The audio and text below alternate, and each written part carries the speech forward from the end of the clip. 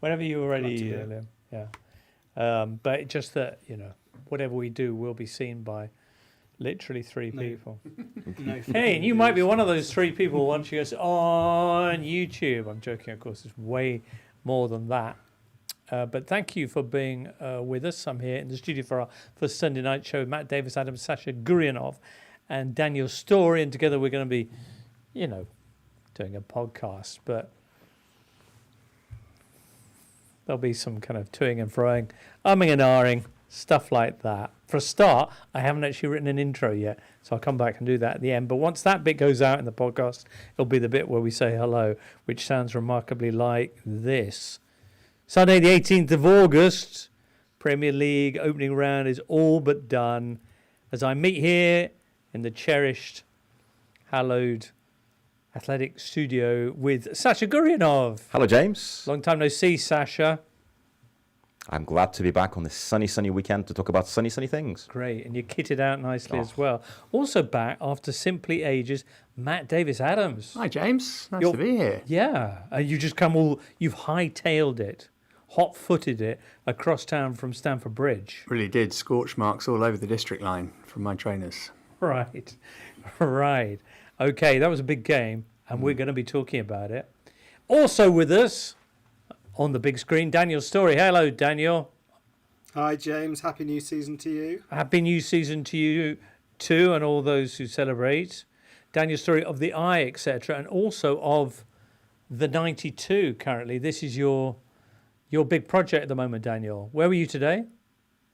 I was at Bolton Wanderers today, the Tough Sheet Community Stadium, for the first 0-0 draw. And yes, as you allude to, this season I am endeavouring to watch a game at each of the 92 clubs in England in the league system, and also to do a kind of unique feature on them separately. So okay, yes, six down, 86 to go. Who did Bolton have their 0-0 with today? Wrexham. Oh. It deserves about 3 seconds of this show. So 1, 2, 3. Let's move on. Okay. Looking forward to the piece. What's the best game that you've been to? Because this was the 5th ground you visited, is that right? The Tough Sheet? 6th, I think. Yeah. 6th. Okay. Yeah, I mean, this week I've got a long read out on Tuesday on Leeds United and their Red Bull investment. And then on Thursday, probably the nicest piece I've done, I went to Notts County, local to me. They're running these fairly innovative sessions for people that are in the community going through cancer. So it's like a social interaction and fitness at the club, and just trying to bring the community in that way, which was it's those kind of stories that make me glad I'm doing it, because it was pretty inspiring. Excellent. All right. While you were doing that, Sash, you went yesterday to Ipswich. We'll be hearing about that. As mentioned, Matt was at Stamford Bridge. We've got Brian Owen of the Argus on the way, who witnessed Brighton's massive 3-0 win against Everton, which I thought was probably the turn-up of the weekend. But then I read the stats, and they always do this, Brighton, at the start of the season. They always beat people, and usually by 2 or 3 goals. Also, Jay Harris will be joining us, who saw Sunday's early game, which was Brentford against Crystal Palace. Is it fair to say that this was an opening weekend that was really short on the surprises? Having the top three from last season and favourites for the title all win 2-0 at a canter does rather make it feel like that, doesn't it? I'd argue Liverpool's win wasn't quite at the canter. They had to readjust throughout the game. So but that was kind of what you'd expect. It was what you would expect, but I think Ipswich, let's see which way they go. Okay. Daniel, anything catch you out this weekend? Yeah, I mean, that Brighton win was superb. I knew very little about Fabian Hürzeler before this weekend. I think we already know, you just said at the start of the season, which Premier League club are going to appoint a 31-year-old German and then play with like high wingers and high intensity. Everybody would just scream Brighton at you, and that does seem how it's going to be. Yeah. Well, we'll see how it plays out. A big win this weekend, and Man United on the way next time around. But we're going to begin with Stamford Bridge and Chelsea 0, Man City 2. Bit of comms here, is it, Charlie? Haaland or Kovacic, whichever. I don't mind. Yeah. Kovacic. Fine. What does it sound like? He says Man City winning right from the very off. Right from the it was jury. Yeah, okay. What's Kovacic's first name? Matteo. So Kovacic barrelling past Well, actually, let's do this. Yep, that was the sound of Man City 2, Chelsea 0. So Kovacic, who's playing for Rodri, and in the words of Adam Crafton, a player Chelsea sold for 30 million to Man City, running straight past the combined 200 million that they'd spent on Enzo and Caicedo. To what extent did that sum up the afternoon? Matt, you were there commentating. Yeah, I don't think it really did sum up the afternoon, to be perfectly honest. I think this was a game that City won playing at about 70, maybe 75% of their capacity. There's obviously a gap between them and everybody else who they play. I think that was 10 wins in a row, all by at least 2 goals in the Premier League for them, which kind of shows you what we're up against this season. Even everything looked as it did last season for them. They started with Savinho. He went off injured at half-time. They haven't brought anybody else in yet. Kind of kept Chelsea at arm's length.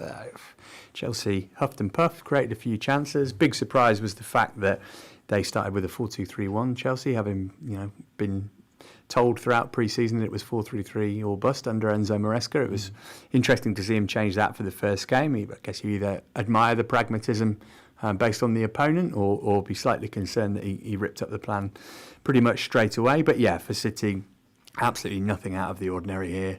Erling Haaland scored. Somebody scored from midfield from a defensive error to make it 2-0. I get the feeling this might be a familiar pattern throughout the season. Okay.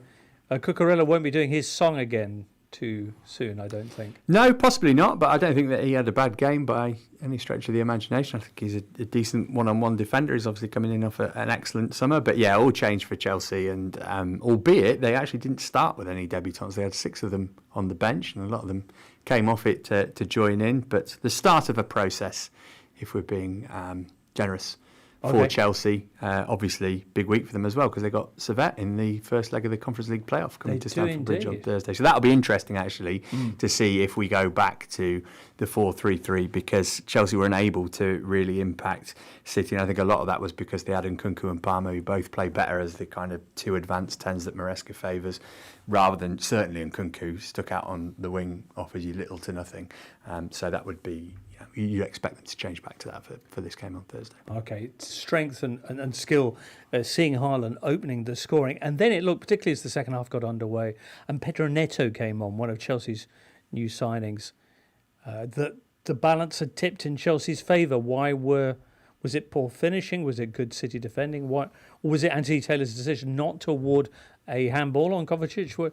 I think you got that right. I think the potential penalty for the foul on Enzo Fernandez in the first half was a bit more of a kind of shades of grey case. But I just think nobody's at peak fitness at the moment, are they? Particularly for Chelsea, 2 of the people who you'd expect to be the most likely to get a goal would be Nicholas Jackson and Cole Palmer. They played about 10 minutes of pre-season between them, so they both looked particularly undercooked.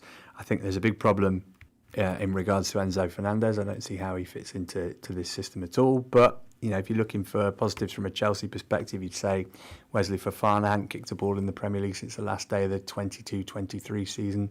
Managed to get 90 minutes today. Romeo Lavia had played half an hour for Chelsea before today, played the majority of the match. Only the 3rd time Nkunku started for Chelsea. So, those injury problems that were so prevalent last season might be easing up a little. Okay, I can think of other problems about Enzo Fernandez, and we'll maybe come back to those in a second. But Man City, Daniel, were you able to see them on the way back from Bolton? Yeah, I've seen most of the game. As Matt said, it does already feel fairly relentless. The last Premier League game they lost was that defeat at Aston Villa in December last year, which everyone kind of thought, oh no, they're now not going to win the title, and then they've done nothing but win since then, and there isn't a lot of change. Savinho looked really exciting.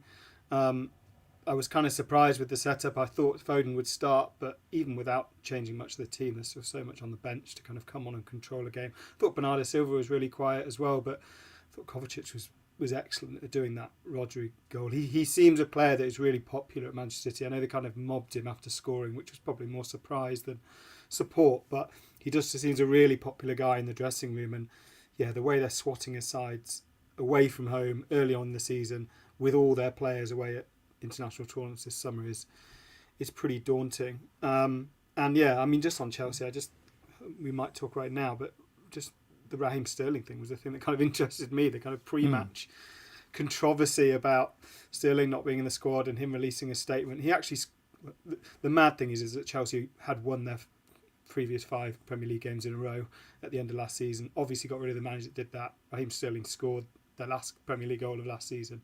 Not even in the squad today. And I think he is a better player than Noni Madueke, and he is a better player than Kieran Dewsbury Hall. But when you buy so many players, you're sort of obliged to pick the newer ones in the squad. Otherwise, the club are going to go, well, why have we bought these players? And I think it's going to become a theme of the next couple of weeks of Chelsea. We've already had Maresca saying Ben Chilwell should leave. He was a left-back bought for £60 million. There's lots of those players in the squad who are going to have to make pretty big decisions. Conor Gallagher currently on a plane heading somewhere, anywhere. Bless him. Over the skies of Europe. So just take us through, how is this Raheem Sterling, former player of the year? How has this situation developed and where are we now, Matt? Well, I think there's probably, I'm sure there is truth in what Enzo Maresca is saying in that he just didn't make the cut for the squad this week in terms of he didn't really sparkle in pre-season, for whatever that's worth. And Daniel mentions Noni Madueke. He was probably Chelsea's best player. He certainly played an awful lot. So he is ahead of him in the queue. You think he'd probably have Sterling ahead of Mudryk. But Chelsea have obviously got to recoup some money, and Sterling is on 300 grand plus a week. So if they can get that off the wage bill, then they'll be looking to do it. And unfortunately, it seems like the way that they want to get rid of players is to kind of exile them rather than show people, prospective buyers, how they could be a benefit to their team. But it's a strange one, isn't it? I think the statement is interesting. Maybe Sterling might have garnered more sympathy if that hadn't been released, but that's obviously not his priority, and it's perfectly within his right to be able to do this and point out that he does have a contract, and it's up to somebody to come in and make an offer that is going to be suitable to him, which one would think is going to be quite difficult. Because he doesn't strike me as the kind of person who's going to say, oh, I'll go to Saudi and take the money for a couple of years. So it feels like it's going to be a long-running saga, this, and you can add it to Conor Gallagher and Trevor Chalobah, etc., etc. It's a difficult situation for all involved, he said, trying to be neutral. Diplomatic as possible. What a contrast, if you will, to Man City, who seem to run a side where if players do leave, it's at the time that the club choose and when they choose, and with almost surgical precision. Sounds and they like make a plan. They make a bundle of money from it, and here they are again, looking favourites to make it title number 5 in a row, Sash. Yeah, as Matt said at the start, it felt like a very comfortable performance for City. I think Sky tried to make out it was quite a close game in terms of stats, but it wasn't really. I think Chelsea had a 3-minute rally, which was stopped by City holding the ball for a couple of minutes, which is what they always do, which is what they can do when Kovacic is there. And they've done it numerous times before. And I think, going back to the Sterling thing, maybe there is a place for him, maybe up front, because I think certainly City were helped today by the fact that the striker facing them just wasn't very sharp. He got offside when he was supposed to tap in. The chance he had wasn't easy in the second half, but again, I think a better striker probably scores that. And it's just overall, I think Chelsea were not much of a challenge for City today at all, which is unfortunate because they're supposed to be one of the leading clubs. Are they? Well, with this collection of players, eventually one might think that they might come together at some point, which they still obviously aren't doing. So I think City were comfortable. One thing I would point out today, in a nice sort of way things come around, Rico Lewis, I thought today was very good. They talked again to Pep about him after the game. It was nice because I think his breakout game was at Stamford Bridge about 18 months ago when they suddenly realised this boy can do a really good job there. I think your cable is rustling on the microphone. Is it? Is it? No? Okay, I could hear a rustle. No, I thought that headphone cable was... No? Is this better? No? Is this better? I don't know. Try now. I do apologise, everyone. You were saying the way they were talking about him. Yes, and I think Lewis and Kovacic are very comfortably replacing the absent Rodri in midfield. Was a very good sign for them. Against Savinho's injury, I'm not sure how serious that is. Again, Haaland, I thought, gave one of his kind of more grown-up interviews, I thought, after the game today, talking through the way his thought process is scoring, maybe because he was faced with, serious former pros, whom he maybe respects a little bit more, but he said he definitely felt like he was giving more of a thought to his responses than previously. So it looks like City are in a good place. And Chelsea... Not in a good place. Enzo, Lavia and Caicedo, the golden sort of midfield, can they play together? Looking at this, because and also I think it's such a shame. Enzo, well, they won't. Yeah, that's the thing. This is not how the system's supposed to be, so they won't. I think what is interesting is whether it's going to be Lavia and Caicedo or Caicedo and Fernandes, who obviously wears the captain's armband today, but feels like he's kind of being shoehorned into this, I think. Just on Rico Lewis, because I remember that game. Sasha came on at half time, didn't he? It was a night game and he totally changed it. If you're a Man City Academy player and you don't get loaned out, I always think that's the best possible sign. It's the kind of Phil Foden thing, isn't it? That actually they think, we need to get you into our team at some point, so you've got to play our way, not Sheffield United's way. But interesting that night as well, that was the end of Cancelo. After Cancelo did not have a future at City anymore. And again, Lewis showed, again, he hasn't been playing regularly since, but clearly I think Guardiola respects sort of the intelligence in the player there who can grow within the system, and he comes in today and he's absolutely perfect. Enzo Fernandez, who during the summer won the Copa America and then on camera was involved in a chant which led to his club criticising him and saying he was going on a racism education course. I was surprised to find him wearing the captain's armband, given the division that seemed to have sown within the Chelsea squad. Yeah. Is that not something actually that it's fair to ask you about? Well, I don't really know what. That from that if he wants. No, fair enough. Yeah. Listen, what I said, which is what I said when we spoke about this on Straight Outta Cobham at the time, is that when it was initially announced, it was that he was going to be making a contribution to a charity. And we felt that perhaps actually doing something more practical than a millionaire giving some money might be a better way to show some contrition and genuine desire to learn from his mistake. So hopefully he's done or is doing that. But off the field and on the field, it seemed curious. It does seem a curious choice as a player who's going to be leading the team to be one who's been most publicly involved in sowing division within the side. But hey, I guess there's a whole load of stuff that goes on in that dressing room that I can only dream of.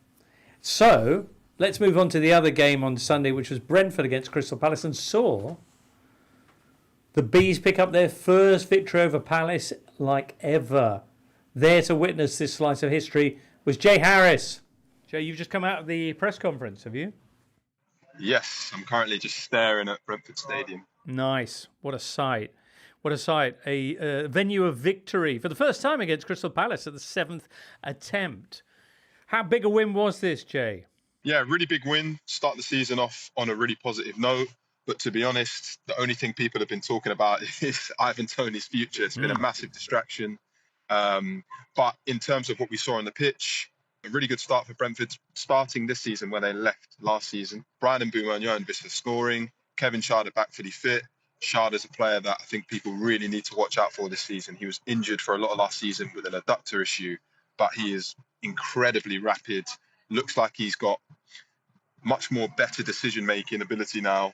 And just all over the pitch, Brentford are really good. I'm still a little bit concerned about them defensively. Christopher Ayer is a really good player, but he's a centre-back and he's right-footed and he's currently playing left-back for them. There'll be games and teams where that defence is pushed to its limit a little bit more.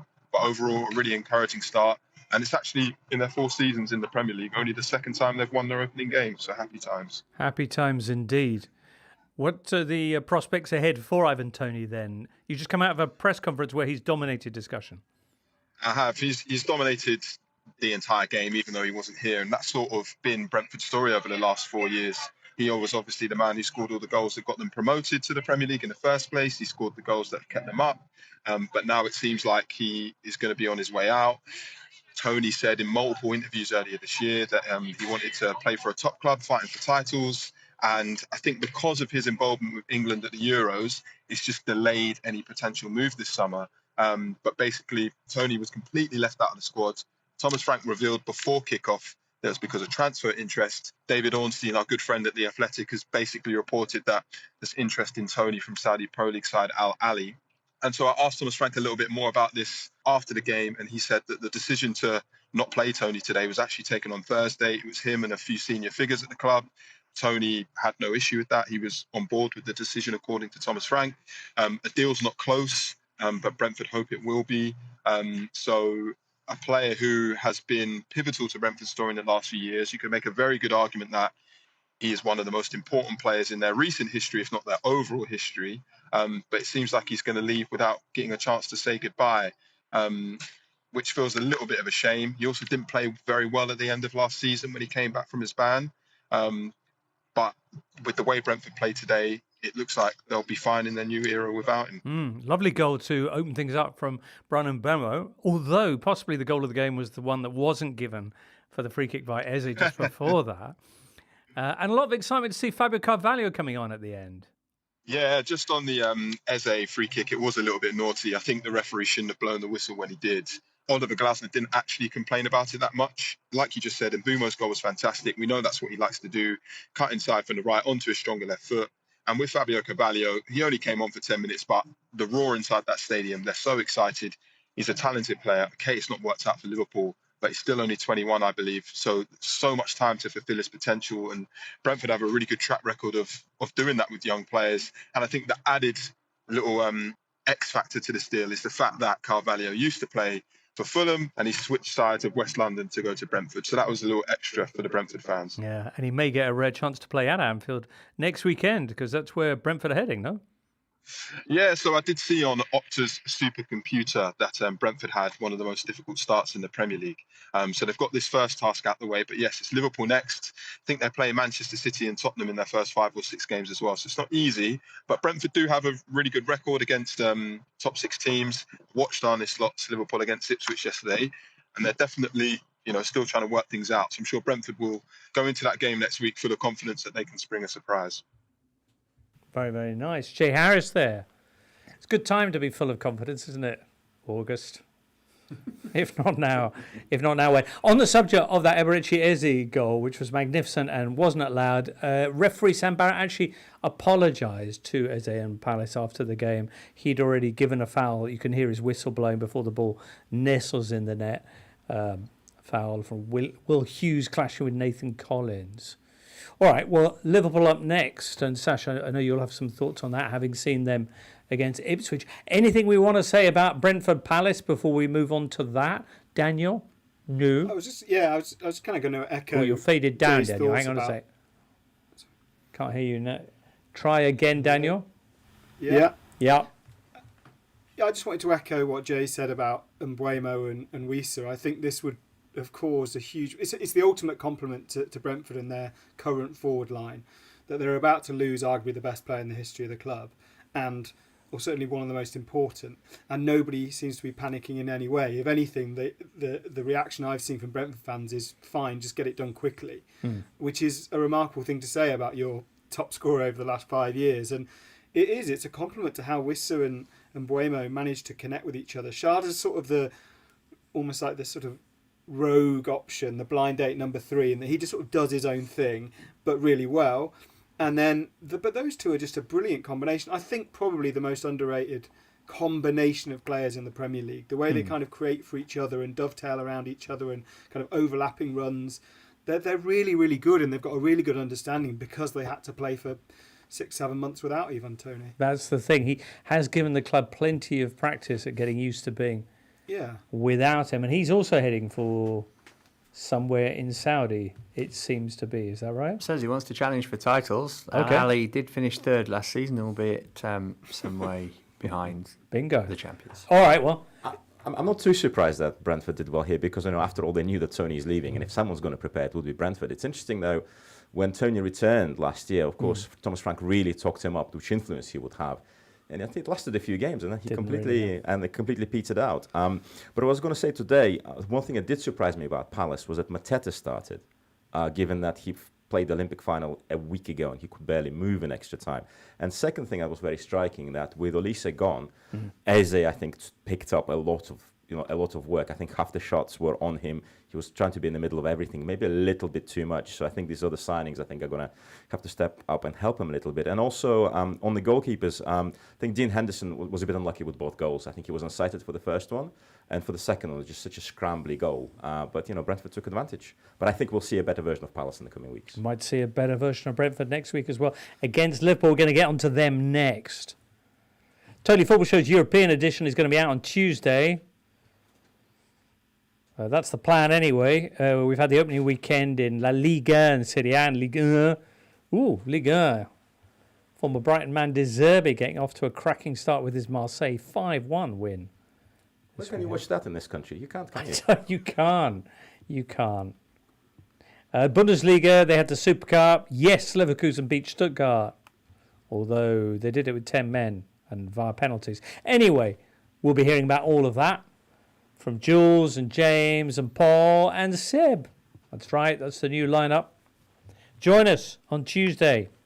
Let us know your thoughts. Send in any questions and that. Next up, anyway, let's talk more Premier League. So City's rivals, ahead of their victory by 2-0 against Chelsea, also won 2-0 this weekend. Arsenal by that scoreline against Wolves, and Liverpool up at Ipswich.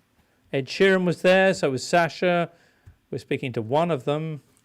It's you, Sasha. You had a lovely, lovely sunny day out. It was beautiful. I mean, it's very easy to get to from London. It was about 23, 24 degrees. You arrived there at 10 o'clock in the morning, sunny. The pub for the away fans is across the road from the station. Of course, I went for breakfast first in town, saw a couple of sights. And also it's very nice because I was on the train and walking, real buzz, like genuine, very positive atmosphere about the place. So excited to be back in the Premier League. Right. Very sunny August, but both sides full of optimism. That train as it comes in, and then you see the water there. You see the waterfront. I love that. What I do love as well, you can see the stadium from the station. Stadium, see the statue of Cardinal Wolsey. Not quite. You have to make. You have to make a little pilgrimage. A little pilgrimage to see Wolsey. Okay. But overall, it's perfectly set up, I think, for football because everything's there, everything's close, and I think at the start of the game, it was. Were they perfectly set up, Sash? Liverpool certainly weren't. Right. Okay. At the start of the game, they certainly weren't. It led to some changes at halftime. I thought. I had a slightly conflicting reaction when I thought about it after the game about Ipswich because I thought the idea was very good and they were sort of brave in their pressing and pinning Liverpool back and disrupting Liverpool somewhat. I was also keeping an eye on Leif Davies, having listened about him, a few days ago on the previews. I thought he did a very good job in the first half on a very difficult flank because he was up against Salah and Trent and Jota floating as well. And I think overall, it was interesting that Liam Delap. I always keep calling Rory Delap, of course. It's his son. It's fine. Yeah. Liam Delap really made it very difficult for Kwanzaa, and who I thought did okay about it. And then he lost a couple of challenges before halftime.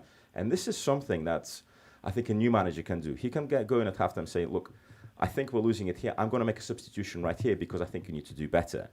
And I think this is definitely what we wouldn't have seen last season because Klopp and Linders has admitted after the season they would wait until 60 minutes to make some changes. So this was a very sharp move, and he didn't mix his words after the game either, Slot, because he thought, we had to be more on front foot. First thing that's happened second half, Luis Diaz bursts past to Anzebe, and that sets the tone. The entire Liverpool team steps up. So they suddenly realised that Gravenberch realised he can play through the midfield. Suddenly Trent is much more involved. And when you're in the stadium, you can feel at a certain point that one team is about to crumble. And this is what was coming for Ipswich. Liverpool created a couple of chances. Jota missed a header that he never really misses.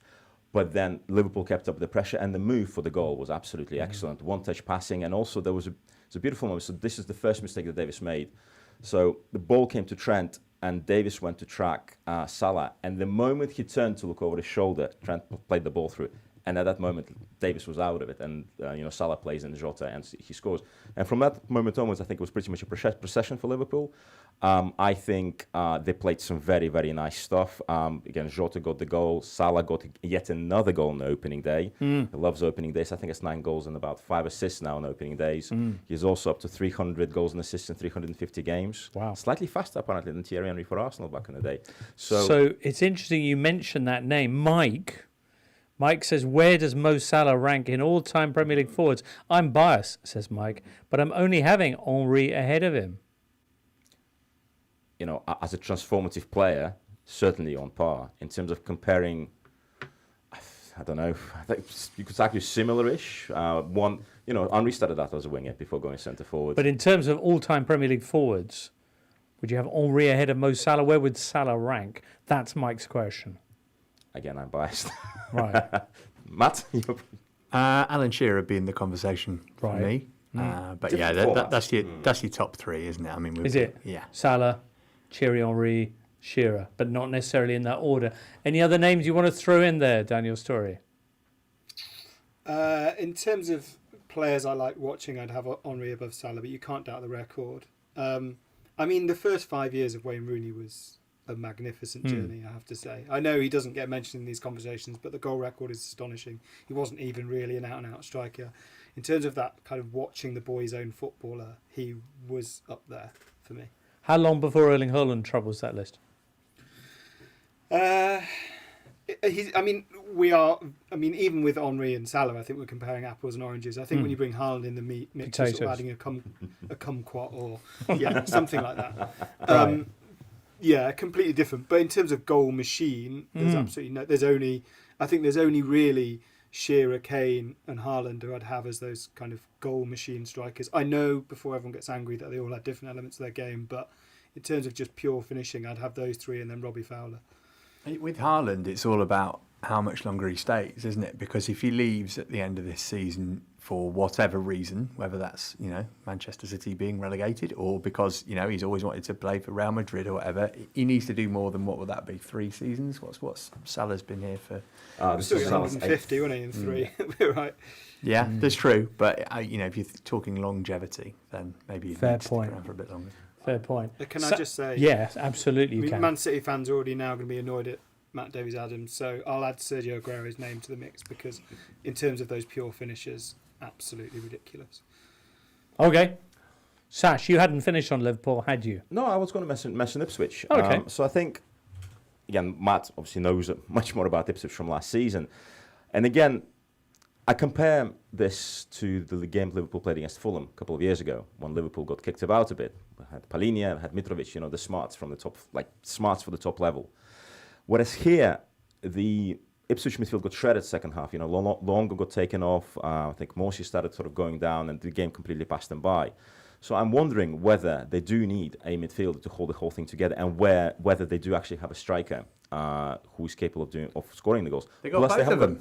They both came in. Calvin Phillips and Sammy Smodics. That's the answer. You think they well, that's the thing. So it's interesting that they did sign those players, but are they going to be sort of up to it? And given the state of Calvin Phillips last few seasons, also they haven't got a goalie. Haven't got a goalie. Well, they had a goalie, but he's a backup. He played, I think, 1 minute last season, I think, as a token appearance. Only Twinzebe of their starting 11, he was the only player who'd ever previously started a Premier League match. Yeah.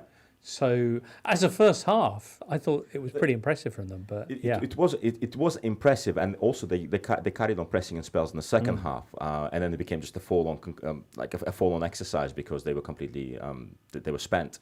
But it would be interesting to see how they transform over the coming days, coming weeks. Because I think, they had nothing to lose in this game. They weren't expected to get anything out of it. I think it was an excellent test for Ipswich. And I think it was also an excellent test for the crowd. And I think the crowd kind of stayed with the team. They became louder towards the end as well. And I hope, they do pick up some results so that sort of air of celebration stays there, because I just really, really enjoyed the atmosphere around the game. Arne Slot becomes the first Liverpool manager since August 1998 to win his opening match in charge, opening league game. League game, yeah. What do you make of how Liverpool look? I think Slot is correct when he says essentially, all right, we had this Zubmendi saga, didn't come to anything, but Slot does have a squad to work with. I compare to sort of the performance Liverpool put on when Klopp first took over. It's a slightly different collection of players. It's a slightly different identity. So I think he comes at a good place where he can work with these guys. And I think also, we saw the transformation at halftime. All right, it's the first game against newly promoted team, but they kicked on, they changed, and they played some very coherent stuff. This team had a preseason. This team had several seasons together as well. So we'll see. Obviously, Brentford is going to be a slightly different proposition with a grizzled sort of Premier League midfield, which they're going to be just basically much harder to play against and much more streetwise than Ipswich would have been. And I do have my doubts about that central midfield because I thought Gravenberch in the first half was not playing the 6 that he should have been playing, even though then going forward, he was exactly what Slot was looking for. So I think, I think over these 2 games, we might actually find out what Liverpool are made of, because 2 very different teams they're facing between Ipswich and Brentford. I see. All right. On to Arsenal Wolves. Yes, Arsenal Wolves, also 2-0. Job done for Arsenal. Goal and an assist for both Kai Havertz and Bukayo Saka, and a lovely save, which Joe Hart was highlighting on Match of the Day from David Raya. Sash? He was, but I slightly disagree with him. Oh, really? Why? Because I thought Raya already started going to his left, yes, and he had to readjust very quickly, where I think Hart mentioned that he was kind of set. I don't think he was set at all. I think he readjusted. I thought that's what he was saying, that he was shifting because his nightmare was his near corner. So he's getting across to cover that. The header's going the other way, but he gets a hand out to it. And then he sees where the ball is going, so then he gets up to cover that as well. But I Joe think, Hart did a better job of explaining it than me, but yeah. but I think he was anticipating where it was going to go because Right. that's what he was afraid Okay. of. But I don't think he was necessarily in a neutral position where he could go either way. So, but I mean, he recovered superbly. It was also quite a good contrast to what Jose Sarr did for the Arsenal opener, where he just basically rushed out to a close range header and completely let himself expose. Well, I mean, just left an open goal. So I think Raya, that was a very good piece of goalkeeping. Again, he has to do one thing in the entire game. He does it very well. Yeah, I think it's a pretty solid start for Arsenal. I didn't think it was particularly spectacular, but again, they kept Wolves at arm's length. Very nice. Dom Q asks, are we living through a time with the best goalkeepers in Premier League history? Well, I've just seen Robert Sanchez, so maybe my opinion Don't you think that's a bit harsh? slightly coloured. And to be fair, I thought Edison had a really poor game for Man City as well today, and I wonder if he might be on the wane. So I'm not sure about that. Not this weekend. I mean, looking at this game, this kind of searing insight you've come to expect from me, I did think that Jose Sarr's, the pristine manicuring of his beard is the sort of thing you forget about over the summer, isn't it? Then when football starts again, you're like, that does look good. Yeah, because it's not as easy to pristinely manicure a beard as you might Anybody think. watching this live stream will be able to glance in my direction and I confirm don't that. even bother. So. Right. Daniel, where do you stand on the vintage nature of this set of goalkeepers? I think in terms of all-round goalkeepers, that's probably inarguable, just because goalkeeping has changed so much in terms of use of the feet and sweeper keeper and building attacks. So if what you want is a modern-day goalkeeper, then this group of goalkeepers are probably the best. But in terms of shot stoppers, I'd still have the kind of Schmeichel, Given, David Seaman, Nigel Mark. Those are pure shot stoppers. Really? I think were probably better. Yeah, I think they were probably better in the 90s. Were they? But, If you had them in yeah, now, I think so. Yeah. Everything was better. Yeah, in the they 90s. would look very different now because the first thing, everything was better in the 90s is my default opinion, but I think they would stand out now because they would be wretched with their feet. They would get pressed by strikers and panic. In terms of what a Premier League goalkeeper has to be now, these are the best we've ever had, I'd say, yes, diplomatically. My sort of golden age for me is still about 05-06 season. Okay. I think that period between the 90s and now, because I think I had a look on it earlier. So we had Van der Sar, we had Cech, we had Pepe Reina's first season for Liverpool, and those guys were absolutely outstanding. Again, they played in much more defensive teams. They maybe didn't have to be as good with their feet, but if you look further down, you still had Given, you had Friedel, who became more solid, you had Jääskeläinen, David James, look, he was a very talented goalkeeper. Lehmann was in the Champions League final with Arsenal, and he was crazy, but solid. Thomas Sørensen, a bit further down, goalkeeper. Mike Taylor, I mean, again, so very sort of, you have your tops, and then you have your sort of your middle, and it's, I really liked 05-06, but I think, these fashions changed. They changed in kids' football. I mean, there was, I think, a period where, or certainly, that, when Alisson and Edison come in, they change everyone's mindset so significantly, and suddenly maybe everyone tries to play with their feet. But I think if you look lower down the divisions and kind of like sort of children's football over there, I think there is slight regression to the more of a big shot stopper rather than an Alisson type of figure, because I think we'll come to regard, I think, this era maybe as slightly freakish because Alisson and Edison are so unusual. Okay. Will Mamardashvili soon be joining the Premier League's extraordinary coterie of shot-stopping folk? He himself feels like a glorious 90s throwback of that. I didn't know a huge amount before the tournament, so he feels very 90s and kind of bought off the back of a tournament. And I know Newcastle were already reportedly interested, but it's he has Liverpool probably doubled his price. But this is Liverpool who are linked with him most strongly now, and he's a completely different kind of player to Alisson. So therefore, this is why the Newcastle link makes perfect sense. He's a Pope-style goalkeeper. Eddie Howe likes his goalkeepers old and proper.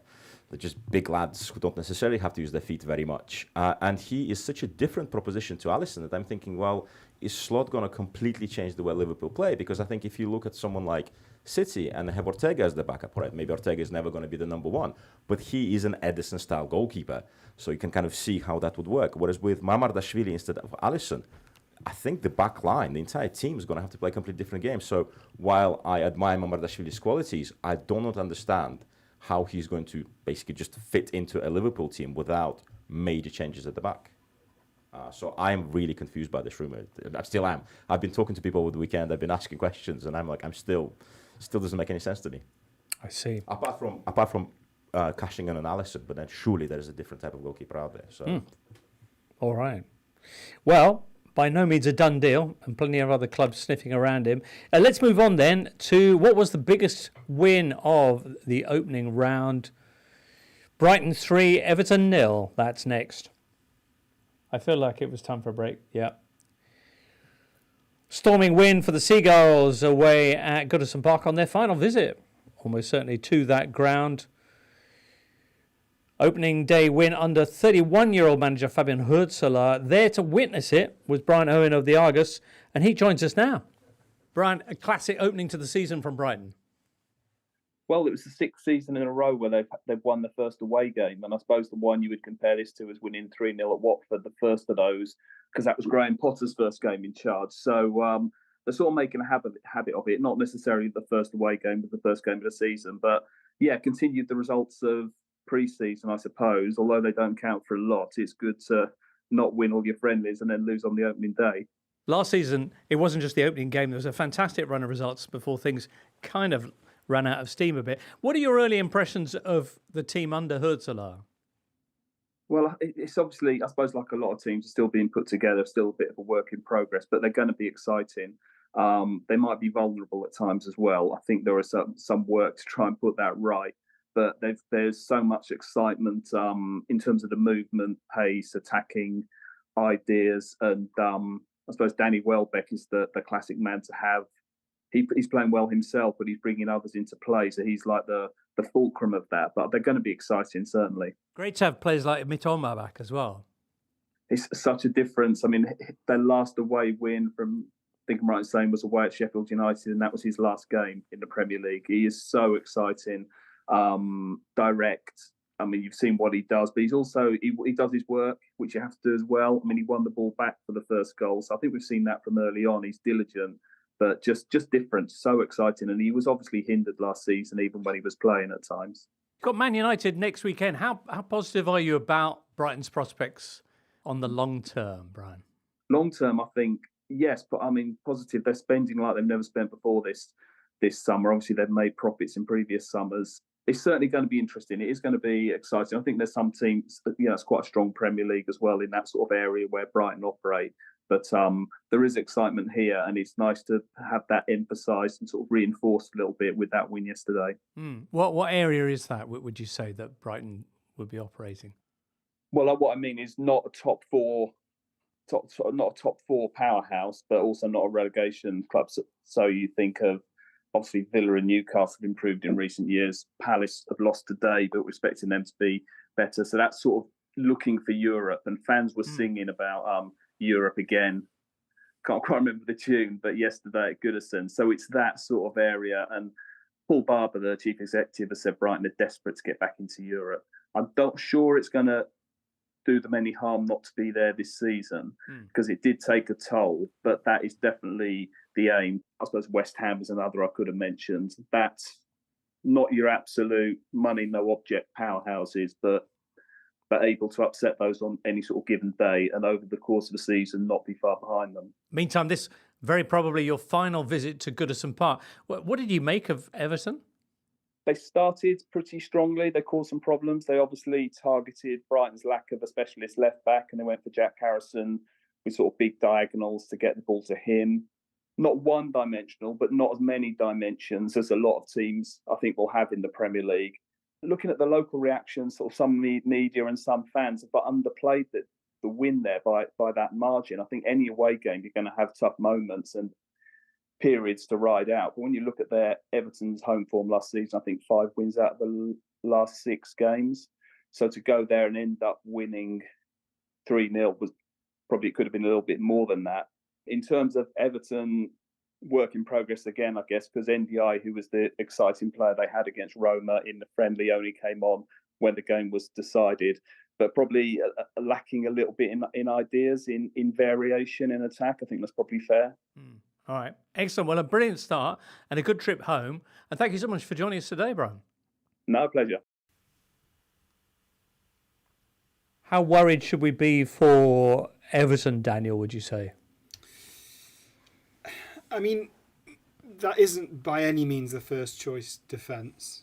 I wrote in the score this weekend, I think Everton at right back is probably the one position in the Premier League where you think, my goodness, they need an upgrade. Seamus Coleman's 35 and not uninjured at the moment. Nathan Patterson's injured and has been injured too much since he arrived. I think he only started 8 games last season. Ashley Young's 39.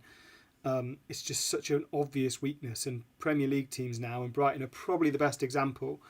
The new craze is to have really fast, really exciting driving wingers, and Brighton have got 4. They've got Minte, they've got Matoma, they've got Adingra, and they've still got to add Jorginho Rutter, we think, to the mix. So teams will exploit weaknesses at fullback, and Everton just looked really poor. Mikalenko got done for the first goal. I was really surprised that Dyche didn't start Jake O'Brien. I don't know if there's a fitness issue, but Michael Keane and James Tarkowski is such an immobile central defensive pairing when it's up against Brighton's kind of direct, skillful attack. And I was actually surprised that, watching the game back, that Everton competed as well as they did for the first 30. But as soon as Brighton scored, it was game over. And then there's still the question of what to do in central midfield. I know Onana didn't start every game last season, but you saw for Villa on Saturday what a kind of presence he is. And that midfield just looked too lightweight in the second half. It looked, normally under Dyche, what we expected is if something goes wrong, it all closes up and we say, right, we'll keep it disciplined, we'll keep it tight, and then we'll move as a kind of unit and function like that. What happened at the weekend is that something went wrong and it all just kind of fell apart into compartmentalised sections, and that's a bit worrying. But I suspect Brighton are probably the worst team for that defence, that 4-man defence to face in the Premier League, because there's so much movement, and we also hadn't seen some of those players play in the Premier League before in Minte, and we haven't seen that much of Adingra. So, yeah, just a rotten day. But Jake O'Brien is going to have to start the next game because Michael Keane, is just not quite up to it. Okay, Ashley Young won't be starting the next game after he, with the team already 2-0 down, got himself sent off, becoming, at the age of 39 years and 39 days, the oldest outfield Everton player ever to see red. 39-year-old Ashley Young, to give him his full name. 31-year-old Brighton manager Fabian Hürzeler. Hürzeler, one of my favourite moments of the weekend. When the third goal went in on the replay, him on the touchline shouting, "That's football!" was magnificent. Yeah, really, it's quite really partridge, nice. wasn't it? Yeah. What was your favourite moment of the weekend, Sash? I quite like Hürzeler sort of going up to the away end and doing the fist bumps. And he clearly wasn't completely comfortable with it, but he went, all right, I'll do this. And he looked like he was having a great time, and obviously he was absolutely delighted with it. My highlight of the weekend, though, is the James Milner 23rd Premier League season, marshalling that midfield with the new signing Viffa. And I think that, again, comparing the two holding midfielders compared to what Everton had, I think the game was probably won there because they formed a pretty effective screen, although Viffa did get away with a bad error giving the ball away at the back, whilst Gay didn't for Everton. So I think maybe, sort of, if those margins were the other way around, things could have been a bit different. But I think there was certainly a head loss from Everton by the end, because you could see Pickford rushing out when it was 3-0 down, when he didn't really have to, and got very lucky that the goal was disallowed, I think, for a marginal offside. Okay. Daniel, I haven't asked you your moment of the weekend, should I? Yeah, I'm a big fan of a kind of grudging fist bump of like, oh, go on then. So I'll go for Amadou Onana's 4th fist bump to the Everton fans. He did the traditional 3, right, the way, and then he sort of heard some cheers and went, oh, go on then, I'll do one more. There's a kind of very easy way to ingratiate yourself to new supporters, especially after you've just been named man of the match. What a figure he is, and we'll talk more about him when we come on to West Ham Crystal Palace in the final part of today's show. What have I got the wrong team, haven't I? West Ham Villa. What did I say? Crystal Palace. West Ham Crystal. When we come on to West Ham Crystal Palace, that's the wrong team. When we come on to West Ham Aston Villa in the final part of today's show, it's the colours, isn't it? That's what we call in the business doing a David Cameron. Right. Other results this weekend: the not strictly ready Man United were 1-0 winners against Fulham. 1-0 as well for Newcastle, who had the excuse of being down to 10 men after about half an hour. After Fabian Schär got that red card for the brutal frontal lobe assault on Ben Berrichon Diaz. Anyway. So hard there by Diaz. I mean, yeah. There was also Nottingham Forest 1, Bournemouth also 1. Matt, you were at that game. Sure was. And then we had the Claret and Blue derby on Saturday evening, which saw Julian Lopetegui's West Ham beaten in his debut game at the London Stadium by his fellow Basque boss Unai Emery and his high-flying Aston Villa. So we were talking about Amadou Onana. What a remarkable man he is, who headed the opening goal 4 minutes into his first league game for Villa. I'm sure we also enjoyed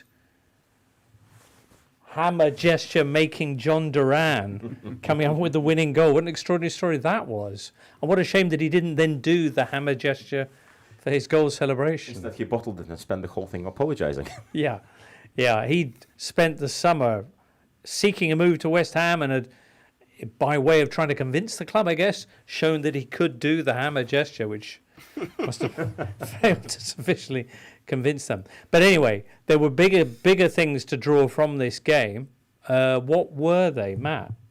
I don't know because I didn't watch the game. Did you not? No. Okay. Sash, did you? Yeah, I did. Yeah. Daniel, what have you got?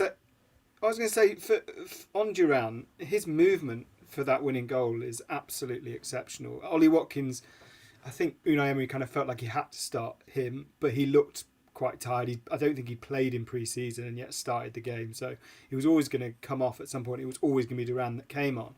But the movement for the goal was absolutely superb. He kind of drops his shoulder one way and then stops again and then makes the run, and is obviously picked out by a really excellent pass. But also it was Ian Maatsen running from left back who kind of made the goal. He looked as good as he did last season when on loan at Dortmund. And yeah, there's just so many options now when you look at that Villa team off the bench. They brought on Philogene, they brought on Duran, they brought on Jacob Ramsey, who's a fantastic footballer, and Emery really, really likes Ramsey. But yeah, just the movement with Duran probably actually was my favourite goal of the Premier League weekend, because they're so much harder, those finishes, to hit first time cutting across the ball. It's so easy to either lean back and hit it high or try and hit it too hard and therefore not be able to get the curl, and it just goes wide of the front post, and he got it spot on.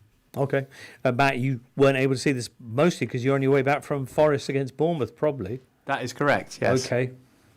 Forest, whose fans were in the Athletics annual rating of the kind of optimism-pessimism chart, bottom of the 20 teams in terms of pessimism levels among fans were Chelsea, and top were Nottingham Forest, remarkably. How do I feel then? It's confusing, isn't it? Yeah. Why would that be, do you think? Because it's not been as noisy, basically. Okay. There's no Mark Clattenburg, there's no tweets, there's no 30 signings. It's been consistent. Pre-season's been really... I commentated on all the Forest pre-season games, and it was perfectly organised. They didn't pick up any injuries. The transfer business on the face of it looks good, albeit we had the strange situation where Nikola Milenkovic couldn't play on Saturday because of a suspension he'd picked up for getting sent off in the Coppa Italia semi-final, which, seems sort of slightly strange. But then a lot of that optimism dissipates when one of the best players in the team breaks his ankle, 10 minutes into the game. Danilo, the Athletics' Paul Taylor, reporting that early estimates are that he'll be out for around 3 months. But I think generally Forest have made some good signings. As I say, they've got quality, particularly in the wide areas. They've got Morgan Gibbs-White. Maybe they need another striker and a goalkeeper, but what cost them here was some substitutions which did not work. Harry Toffolo, nice guy, serviceable Championship fullback, probably not good enough for the Premier League. And Elliot Anderson, slightly underwhelming debut from him coming on to replace Elanga. But also Bournemouth would feel that they were definitely worthy of a point in this game. They look like a team. Obviously, this is Nuno's first pre-season as Forest manager. Iraola's been in situ for a season already, and even without Dominic Solanke, they always looked like they carried a threat. But on the Danilo thing, it was an interesting experience, and interesting not in a particularly good way for me. I was sat in the top tier of one of the stands, so all I saw was a collision of two players, couldn't really see what was going on. Obviously knew it was serious straight away from the reaction of the players. But then they bring on the screens to kind of afford some privacy to the player being treated. And unfortunately, when that happens, because it's such a rarity, in the crowd, you think this is a serious problem. And, Right. He is potentially gravely injured here or ill, and it looked as though they might easily have clashed heads. It turns out he'd broken his ankle, and you kind of breathe a sigh of relief of that. Right. But it's just a strange thing, kind of being in the crowd and not getting, obviously, a replay of it or any kind of information as to what has happened. You're desperately scrolling, hoping to get some signal in the football stadium, which is never easy, and hoping for the best. And you're almost relieved to say, oh, he's only broken his ankle. So he broke his ankle. Yeah, fair. I had no idea why that was deemed an occasion when curtains should be deployed. I don't know what the protocol is. It was graphically horrific, Right. the way that it looked. His Okay. foot is literally bending in a way that it's not supposed Not to bend, and supposed you to. see the reaction of Morgan Gibbs-White, who's clearly distraught by it. So I think it's probably part of that, but also, luckily it's never happened to me, but I can imagine it is excruciatingly painful, and you do understand that you probably wouldn't want 30,000 people looking at you screaming in agony, wondering if your foot's about to drop off the end of your leg. Poor chap. Ugly business. Speaking of which, Newcastle 1, Saints 0. Sash, any thoughts? Just horrible. Well, well done, Newcastle. Well, I thought the sending off was pretty horrible. Yes. Yeah. I thought Brereton Diaz knew exactly what he was doing, and I liked when he's sort of face to face with Cher, just basically going what, and he gets nutted basically on his forehead, goes down. Kind of.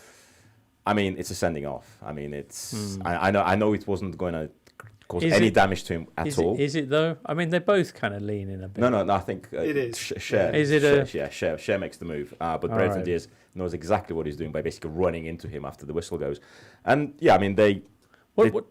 No, I was going to ask, what does this mean for Newcastle? Because he's kind of an important player, and he's going to be out for 3 weeks. And does this mean that they are going to be hitting the transfer market, or am I overreacting to this? Well, they're in for a certain central defender anyway, aren't they? So That's maybe true, that yeah. just means that there's a couple more zeros on the end of that. It was good villainy from Brereton Diaz, though, wasn't it? You've got to say.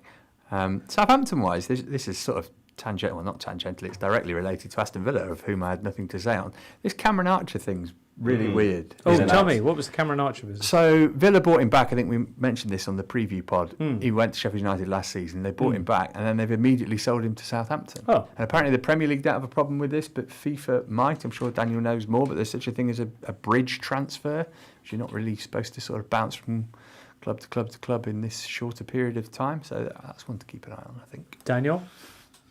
Yeah, I think it's okay. Villa bought him back because they had a buyout option on him set at a certain price. I think with a clause that if Sheffield United went down, it was at a certain price. And Villa, understandably, thought, well, if we can buy him back at this price and we think that price is lower than his value, then we might be able to sell him for. This is a very easy deal for us to do. Sheffield United were obviously left with no choice because the buyout clause is the buyout clause, and Villa wanted to do it. I hope for Cameron Archer's sake that he was aware of the process the whole way through, that Villa have said, look, we are buying you back, but it's probably with a means to an end, and that end will be you joining another club, and let's hope for you that's in the Premier League, and it is. And it's kind of all ended okay for him. I hope he didn't have ambitions of, yes, I'm now Villa's backup striker, John Duran's going to West Ham, this is my moment, and then suddenly got farmed out, because that feels a little bit harsh. But he will, I think, probably start games at Southampton, because if there's one theme across those newly promoted clubs, it's that they are all lacking goal scorers. Ipswich, so they've bought Sammy Smodics, who has scored really well and prolifically and brilliant goals in the Championship, but we don't know if he can do it at the top level yet. Southampton have Adam Armstrong, who is basically exactly that type of player, scores lots of goals in the Championship and then doesn't really score in the Premier League. And Leicester have only got one fit striker at the moment. So, yeah, I hope for his sake that he can hit the ground running, because he didn't really get much of a chance. It wasn't much fun playing as a striker in that Sheffield United team last season. All right. Southampton host Forest next Saturday. It'll be a big game. Sash. I would mention another thing that promoted teams are missing McCarthy, the goalkeeper. Can't be a first choice goalkeeper. It was his mistake that led to the goal, and I think he's played 130 league games for Southampton over a number of years, but I don't think he's been first choice for the last 2 or 3 seasons. He was third choice. Third choice, and Gavin Bazunu, they're waiting to get back. It's a long-term injury, but that's a big thing, isn't it? You were expecting him to come back in halfway through the season, hit the ground running. It was Joe Lumley was the second choice, and he became the fourth choice, and there's Alex McCarthy, and I think that's significant, isn't it? Joe Lumley, not an absolutely fabulous goalkeeper. Yes, that was exactly what I was saying. But I'll set them up and you knock them out the park. Have some fun, guys, with Man United Fulham. Fulham, who were tipped by some to be top 5 at some point of the season. I should stress that. This from our preview show. Well worth a listen to. But beaten here by Man United 1-0. Well, 3 points is 3 points, you would say, would you not? And Joshua Zirkzee, what is love? What is love, Daniel? Baby, don't hurt me. Yeah. I mean, that was the kind of takeaway. I thought it's going to be interesting when Haaland isn't fit, because there's clearly Erik ten Hag doesn't think, and I think fairly so, that Joshua Zirkzee is ready to start every game as a Premier League striker. So he was kind of using sort of combination of that we also saw in the Community Shield, which was one of Bruno Fernandes or Mason Mount sort of taking in turns to play a sort of, not really a false 9, because that's just become a catch-all term, but as a sort of the most advanced player. Zirkzee changes the game if he can hit the ground running, because he played the role in the goal where he did the sort of same thing that Mount was doing, which was dropping deep and linking play. But he obviously then has the finish in the box and the presence and the movement to get on the end of the cross. If Marcus Rashford is going to stay out left, then that would be a really helpful addition if Zirkzee can do that from the off. He's obviously only very young. They want to be a little bit careful with him, but they are missing a striker at the moment with Haaland injured, so why not? Why not, indeed. Anything else about Man United, Fulham, Sash? Leno did fine despite an early error. Okay. I did enjoy. I really enjoyed the Zirkzee goal because of him dropping into space to pick up the ball. And interestingly enough, there wasn't any midfielders anywhere near around that huge space in midfield. But also very stylish finish with the player, socks around the ankles. Brought a bit of continental flair. And I thought, because initially, same as the commentators, I couldn't really quite understand how he scored the goal. Or who was the player? Was it with Tomine? Who was the player? Oh, sorry, it was Garnacho. Yeah. Yeah. So, but the ball comes across, and I couldn't really understand with what foot, but he opened up his body with his left to steer in, and I thought it was a gorgeous, gorgeous finish. But here is, I think, was Fulham's problem. Bassi has been somewhat inconsistent in terms of a Premier League performer, so this happened kind of on his watch. And then in injury time, Bassi miskicks and lets Rashford in, who then sets up Garnacho, who misses an open goal. Absolutely horrific miss of an open goal. So I'm wondering whether Fulham would actually miss Tosin this season, because, he was kind of the first-team centre-back regular who's now going to Chelsea. And Bassi and Diop, we'll see how it goes. But I thought, I think they might have some problems there. So I'm not sure about that 5th spot that they were touted for on the previous show. But happy to see how it goes. At some point of the season. We're just not at that point yet, that's all. All right, well, Man United... I was just going to say on Fulham, ever since N'Golo Kante came to the Premier League, he became this what I've called the N'Golo Kante Index, which is just very basic data of tackles plus interceptions. And Kante always used to lead it by an absolute mile. For the last 2 seasons, João Palhinha has led it by an absolute mile. He had 198 last year, which is like 35, I think, or 40 more than any other non-Fulham player. They are going to hugely... If their answer is to have Andreas Pereira effectively as his replacement next to Sasa Lukic, it's a heck of an ask of him to replace that kind of all-action, tackling, intercepting, running around, putting out fires football. Right. I don't think there's anyone else in that squad that does it at the moment. They don't seem... I've not seen them linked with anyone that does do it. So that is a slight worry. I think Lukic is supposed to be the nominal understudy, but Palhinha is a player with a very specific set of skills. Indeed. I think we might need to re-record our preview show, but we can... We can get that sorted in the next few days. Very good. That's it for today's show, though. Unless, Sash, you know otherwise. A couple of things. Okay. I wanted to mention Nick Pope coming back for Newcastle, which Yep. is lovely to see. He was key. I think that was back to the wall performance. You need your big keeper to stand up. And I have to fess up about my real highlights of the weekend. What was that? It's Mo Salah after scoring shooting arrows. Oh, yeah. It was lovely. He usually does not celebrate in any particular flamboyant way. Right. So that was, everyone noticed. He was Should very be happy. Maybe a the tribute. sole domain of Cameron Archer, that I was celebration. going to say, maybe it was a tribute. Maybe it was a Maybe. tribute to his reservations on that bridge deal. Completely lost me on that. Is this an Indian reservation thing? No, it was no. you had reservation. You James were talking about Cameron Archer's bridge deal from Villa to Southampton. Oh, no, I wasn't. But yeah, I thought you were talking about Mo Salah's. Fine. Okay, right. Maybe it was a tribute to that. Indeed. Excellent. No, that's not. Good. Very good. Thank you so much, Sasha. Thank you, Matt, for making it in. Pleasure. Back in a couple of weeks, I think. Excellent news. Daniel, you're not doing a score this season, are you, on a Monday morning? Yeah, You are. I am. You're also doing slightly the more score. of a. Yeah, it's some weeks it will be slightly more of a collaborative effort, but Okay. yes, I am. Still Well, that doing the should score. be out now, assuming you're not watching this on the live stream. But when you hear this podcast, Monday that'll be out. Tuesday, then, we'll be back with the Euro Totally Football Show. So do join us for that. Many thanks for now to producer Charlie and Liam in the booth, and you, wherever you're hearing this. For now, from all of us here, it's goodbye. Hurrah.